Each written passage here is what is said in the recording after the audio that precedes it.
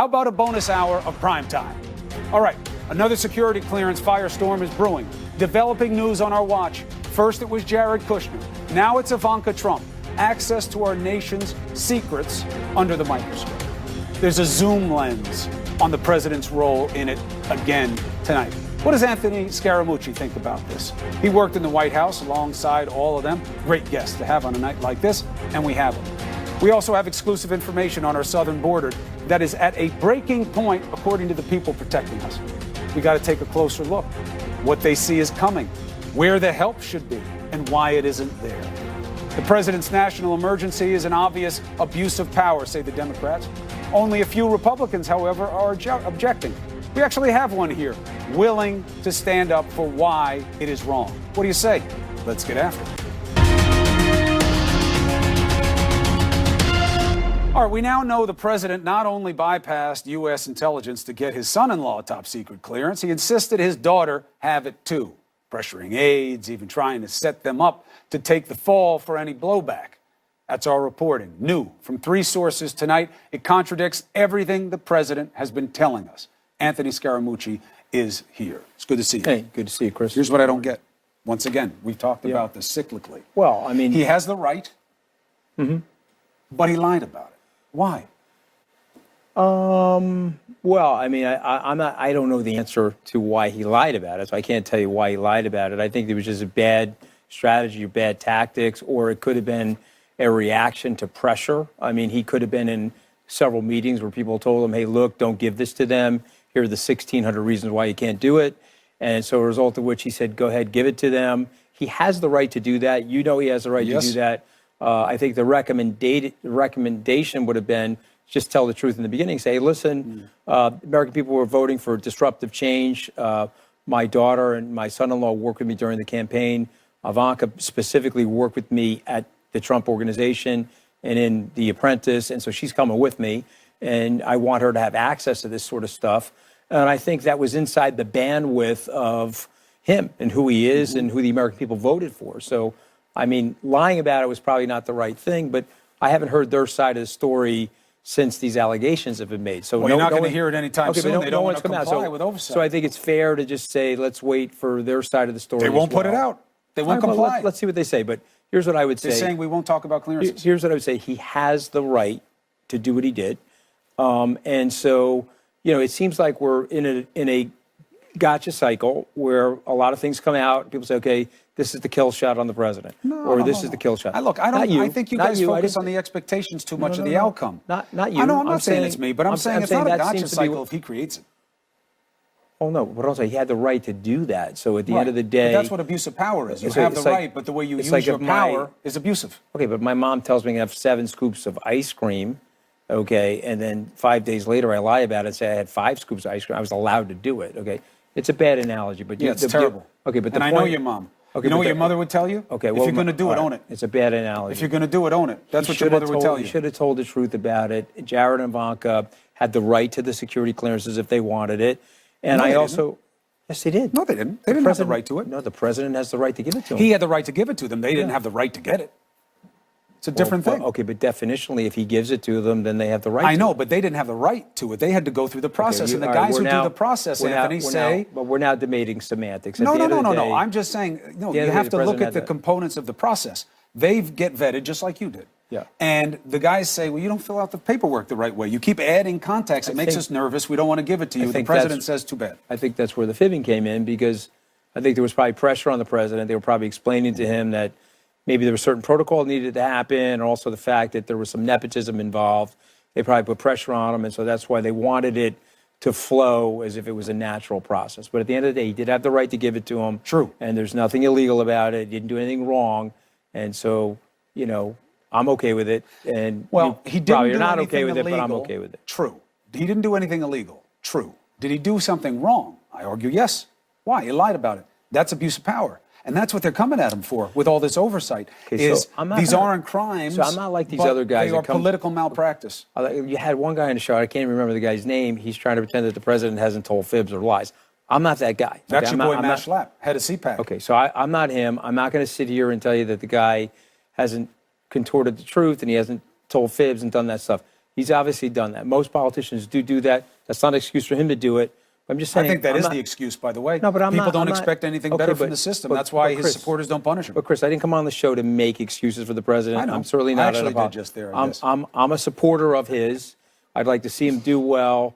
I think by and large, okay, when you look at this is the big trouble with the situation, because when you look at the style and look at some of the things you cringe at and say, geez, I wish he didn't do that, or I wish he didn't say that. But then you look at the totality of the policies and you look at a lot of the things that are going well for the country. I'm a trained economist. You can go through that quarterly report and you can look at the depth and the breadth of the economic experience, and the American people are doing much better. And I'm telling you, that's attached to his approval ratings. That's a Wall Street Journal, NBC Absolutely. News approval rating. So there's a lot of things that he's doing well, and the approval ratings are going up. And so you would just say, geez, I wish from style, okay, he's like a phenomenal figure skater, but there's some style points that the judges why doesn't are he going to get- hit him on. Yeah, And but so I I just don't- wish he would stop doing that. Yeah, I don't see it. I wish he'd stop doing it too. I don't And I see brought it up as, ice cream and figure skating. I'm going to find the right analogy Yeah, here no. before the You keep doing segment's it. over. Keep doing it. I'm You'll gonna get find there. the right The idea of style, I think, doesn't put enough emphasis on the issue, because you look at his ratings. To have the stock market where it is, to have the perception of the economy be where it is, to have us go this long, thank God, have nobody hurt us. Mm-hmm. Okay. And he's not even close to 50%. He's not even close. I don't care what number you take. Quinnipiac just came out. They put him at 38. Some people put him at 43. All right, Doesn't he get that 46 that the number way feels he's doing pretty it? good? Yeah, I'm sure it All right, does. but It's the highest one you can find. That 46% number feels pretty good to me. But here's the thing. I think it's high, like if and I think it's high because of how he is. If he asked me, I'm not saying he does, but if he did ask me, I'd say, geez, there's probably 3 or 4 things you could do stylistically.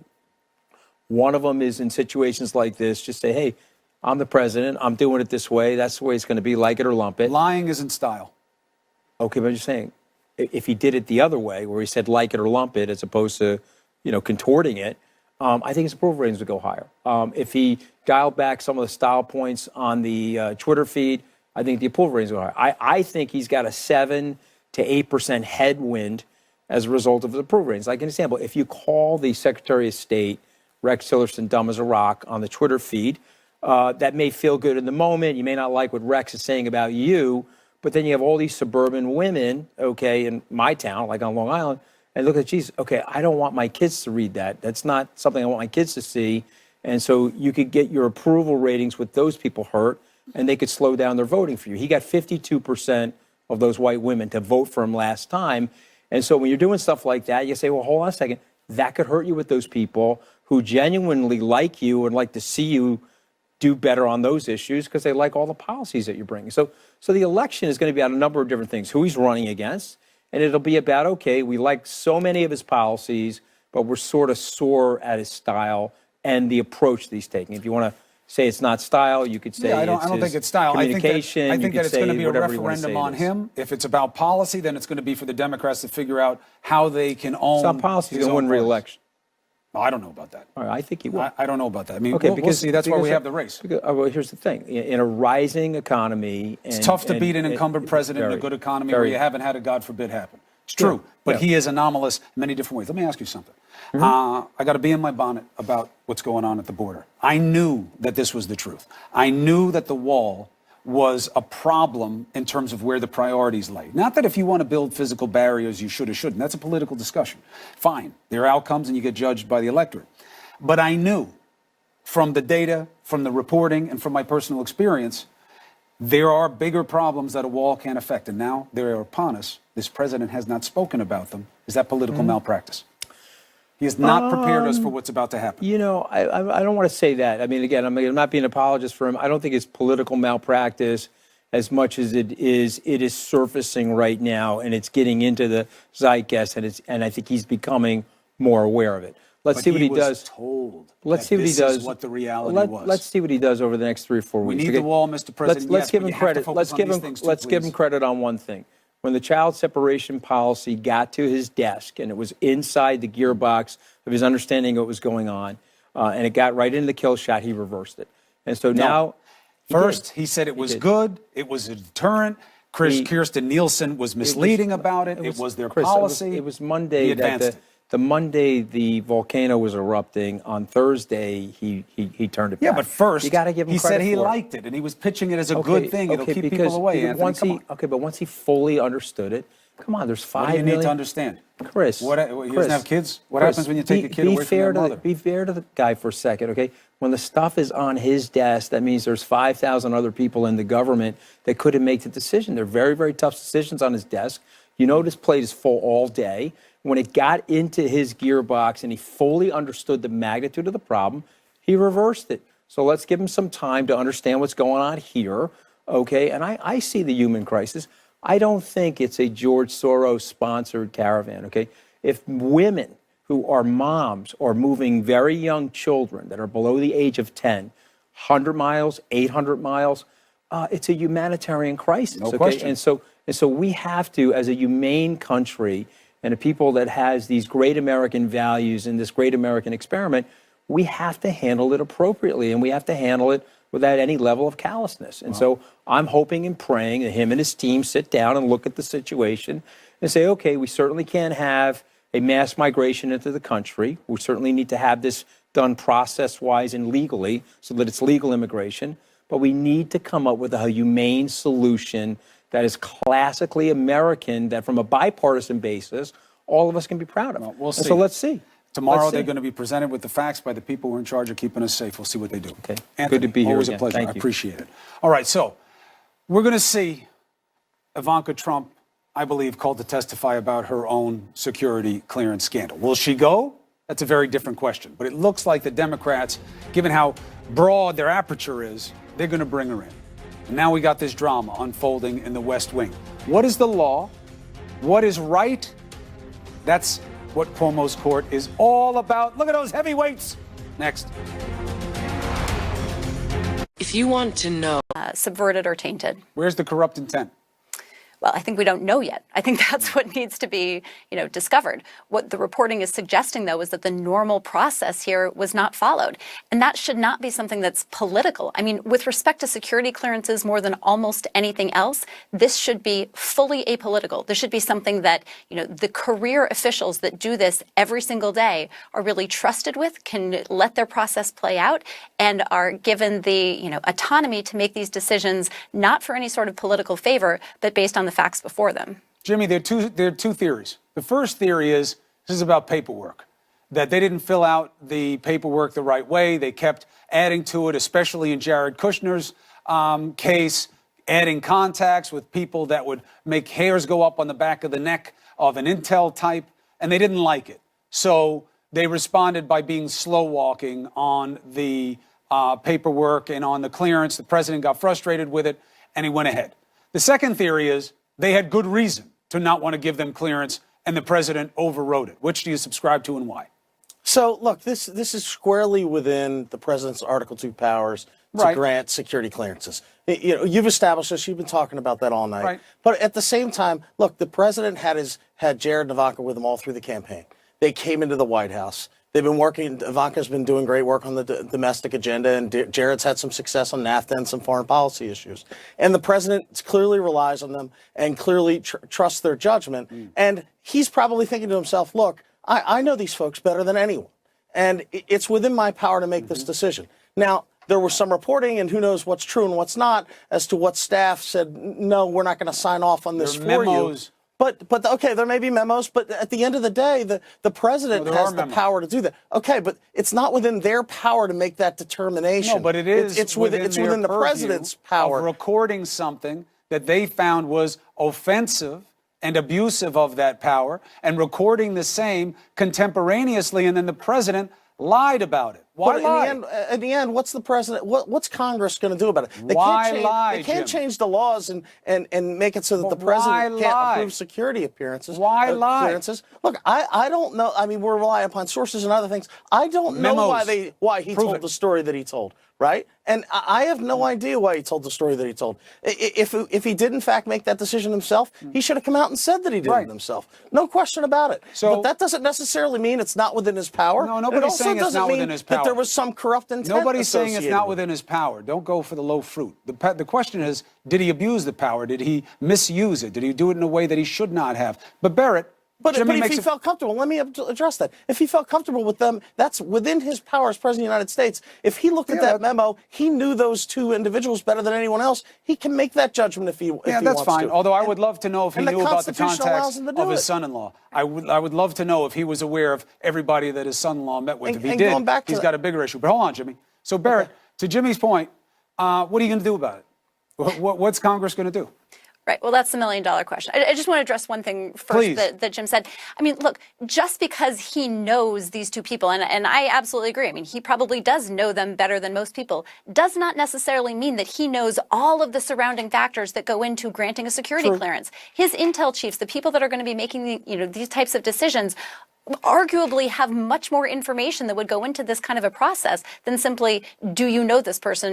Was she a good daughter? Is he a good son-in-law? So there's a lot more factors that go into this, whether somebody's a good person Barrett, or not. He probably had the benefit of that information when he ultimately made the decision, or you would think that he would have the benefit of that information. You would think so, except if the decision was already made that they were not going to get a clearance, and then he chose to override that decision, it raises some real questions as to why. Why go against the advice that you're going to be given? I mean, look, I understand why he would want that, why it would be a benefit for him to have them have a clearance, right? He wants to have them in certain meetings. He wants them to be able to see the documents. I get why he wants them to have the clearance. What I don't understand, and what I don't think any of us do, is what were the concerns that were raised that really stood in the way as an impediment to their getting that clearance? Right. I mean, I have to say, in my experience, this was not, some sort of huge uphill battle to get these clearances. This is not something that you hear about every day of people being rejected for, no good reason. So I think it does raise a good flag. Now, Chris, to your question, what happens next? I mean, look, that is the million-dollar question here. I mean, we know that they have sort of said they will not give documents over to Congress based on this. So I think this really puts Congress in a tough position right now. Do they want to press this issue and really, take this to the courts ultimately as to whether they're going to challenge this? And I think that's a tough challenge. I would make it the $9.99 question, because it's just one more example of this president doing things the wrong way and lying about what he does. Is it a crime? No. Could it be a political crime? We'll see, because that's obviously where the Democrats are looking to build a case. Jimmy, well argued. Thank you. Barrett, always a pleasure. Thank you for being on the show, Counselor. Just a week after Trump's failed summit with Kim Jong-un. Why failed? Because they left early. Now, what do we hear? North Korea caught rebuilding a missile launch facility. What do Republicans say about it? So far, that. But we're going to talk to one of them next. Congressman Thomas Massie joins us next. The White House has every right to negotiate how it wishes to cooperate with the committee. And as the White House counsel said in his letter, Congress cannot simply just demand everything and anything. There has to be some sort of relationship to how the information it seeks is going to actually help its legislative task. And according to the White House, Congress has actually not made that clear to this White House. And so the White House has every right to push back. White Houses in the past have all pushed back against these things. It's just doing what is simply reasonable. What do you think of that? Do you believe, Mr. Dyson, that this is about the Democrats once again overreaching? Not at all. I think, Chairman Cummings was absolutely right. You've got to be able to check by having information. When Ms. Ma makes the legitimate point that other White Houses have behaved similarly, then extend the analogy all the way. This White House has not acted the way other White Houses have acted. Therefore, there is a suspicion that has been created. Why? Because there's a network of lies. There's a web of mendacity that's been spun by this White House from the very beginning at every level. So I think it's only right that the Congress that is impaneled now, it has a responsibility to make sure that what is going on is clear, fair, and reasonable. And in order to make sure that they are the balance and the check to what is going on in the executive office, they got to wield their legislative authority. Dyson went with web, Ying. I usually go with mountain of mendacity because it's alliterative, but he's much smarter. But the point remains is that when you look at the meat of the matter with this security clearance, nobody should be arguing whether or not the president had the right to do what he did. I see that as a distraction. We all know he has that kind of purview with security clearances. The question is, did he do it the right way? Did he lie about it, as the reporting suggests, with the memos to back it up? Why did they handle it this way? Legitimate questions? Sure, they're all legitimate questions, but let's not confuse these questions with the law. And I think the White House counsel's letter to the committee has actually made very clear that there is case law in place, saying very clearly that it's fine for you to ask for information, but there has to be some relationship to how you intend to legislate, because Congress is there to legislate. You're not there to enforce the law. But beyond that, one thing to keep in mind is also that Congress has always deferred to the executive when it comes to national security issues, such as granting security clearances. And I know you keep saying that the president having the prerogative to grant a clearance to somebody is a distraction. I think it's kind of funny you keep saying that, because it actually goes to the heart of the issue, because this is actually what he is able to do, and it's not but a how distraction. you do it matters, because if I want to come after you for abuse of power, the underlying premise Right, is that you have but if it's within the his power. power to do, then it's not abuse of power. Well, so that means that if you have a power to do something, you can do it any way you want, under any circumstances, and it's okay? We both know the answer to that is no, don't we? It's up to him. He can grant a security clearance to Ivanka and Jared whenever he wants to, or to anyone else. So should he have? And let me also back up a little bit, because right now we are basing our entire discussion on reporting from the New York Times. Yes. And we don't actually know for sure if these sources are reliable. Right, but that's why the oversight's doing their job. So let me bounce it back to Is that actually correct? I have no objections to you asking the question. I think that's a very good check on what the president is doing, and in general what politicians are doing. But is this really something for the Oversight Committee to do, particularly the way they've asked for it? All right. The White House didn't say they won't cooperate. They just object to the cumbersome way and intrusive way that the committee has asked for this information. But the practical effect is that they have refused to comply to this point. Dyson, make the argument about why this is legitimate oversight. Well, first of all, it's oversight. That's their ostensible purpose, and that's their realistic goal. But look, if lawyers all agreed on everything, there'd not be a counter argument. So to say it's a matter of case law is one thing. To stipulate that as truth is not to make the argument, therefore, that there's no countervailing argument. Mr. McGahn wrote a contemporaneous memo to say, hey, I don't want any part of this. Mr. Kelly wrote the same thing. We have the very evidence adduced by the very people who are meant to protect the president, saying they got to protect themselves first. Because if they don't protect themselves first, they will be complicit in this mountain of mendacity, this web of lies that is being spun by the White House. And of course, the only adult in the room is the legislative arm at this point. We see that Donald Trump is being, in one sense, facilitated by people who are complicit in his very mendacity. My God, somebody's got to step in and say, look, did it happen? Didn't it happen? Okay, we heard what you said. What do the facts say? Facts still matter. Truth still matters. And what actually happened it makes a difference. Empirical is a word that means that which can be falsified or verified through the census. Let's apply all the census. What the legislative process is asking, let us apply the common sense and the facilities and faculties we have to this particular test case. If the president says no, then let's see if it says no. But if we don't have the evidence, if we don't have the paper, if we don't have the documents, we don't know what we're dealing with. This is a very good back and forth, and I appreciate it. I think it was helpful for the audience. It was certainly helpful for me. Ying, great to have you on the show. Michael, thank you. Same to you. I hope to have you both back and soon. Be well. Thank you. All right, federal deficit. It's getting fat. Why? Well, in part because of this tax cut, and in part because of our fiscal irresponsibility. But the interesting part is that Republicans are usually swinging a hammer at these kinds of situations. But they didn't criticize this president with the tax cut. They swallowed it. Why? Answers next. That is a good goal, but how you do it matters. He's held two peace summits, not had any real concrete steps, except elevating Kim Jong-un to equal footing with the president. And how has Kim repaid him? Satellite photos appear to show Kim Jong-un has begun rebuilding parts of a long-range missile testing facility. Implications? Let's discuss. Congressman Thomas Massie, Republican on the House Oversight Committee. Good to have you on the show, sir. Thanks for having me, Chris. So there was a messaging issue here. Nobody's surprised to hear that the North Koreans are being shady, and they're doing something that is pernicious or wicked. We're not surprised by that. That's who they are. Except the Trump administration keeps telling us they're no longer a threat, the president says. The nuclear threat days are over. Pompeo tries to clear it up, gets even more confused. Why that messaging? Well, I think the president's extended an olive branch. Instead of treating the North Korean leader as a pariah on the spot of the planet, he's trying to bring him to the table. And it's hard to bring somebody to the table by calling them names 24/7. True. Although he was the one who played the Rocket Man saber rattling game, right? So he's done it both ways. But I'm wondering, do you have concerns about dealing with a murderous despot this way now that you see how he returns the favor?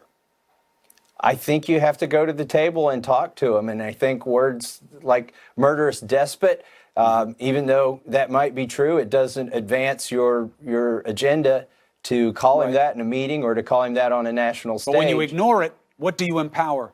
What do you tell other bad guys around the world? When you forgive these atrocities, like you did with Putin, with MBS, like you did with Kim, what do you think other strong men say? This guy's somebody I can work with, right? I think I'm going to do whatever I want. He'll be okay with it. He's just like me.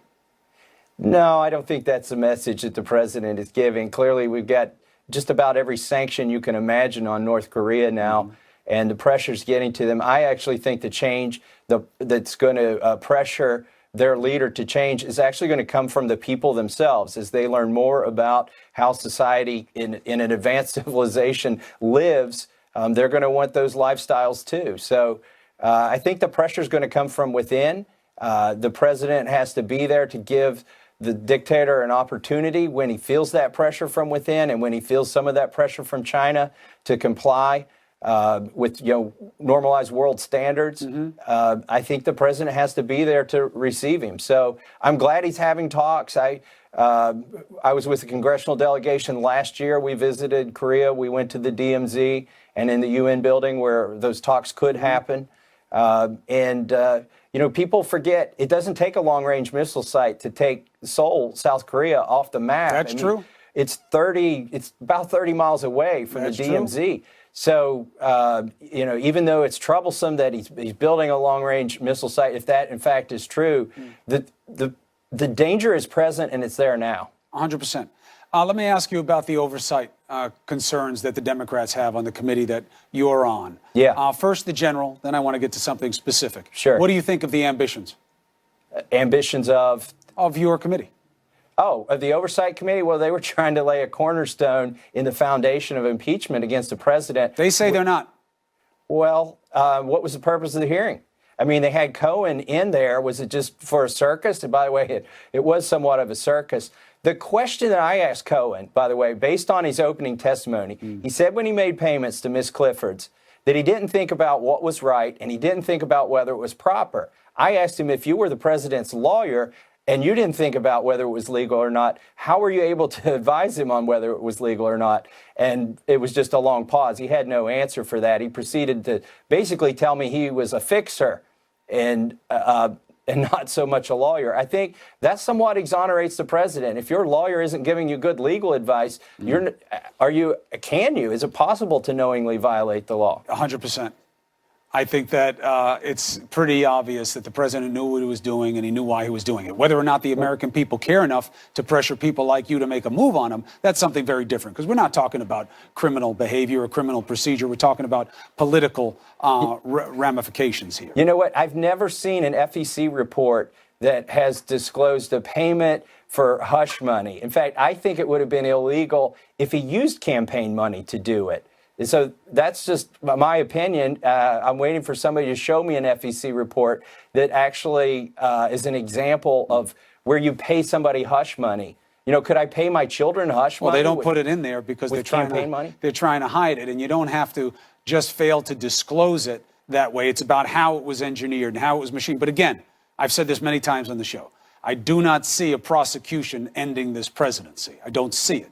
And I think if the Democrats want to go down the road of impeachment, they are going to have buy-in from the Republicans. Otherwise, it's a waste of time, many would argue. There was one other thing that Michael Cohen said, and he said, I had him restate it to me. He said a lot of times he acted on what he thought the president wanted, not what the president told him. True. And I asked him to repeat that, and he said it again. So, again, if they were trying to, lay the foundation for maybe a conviction of the president, maybe that's what they were after. They were going fishing.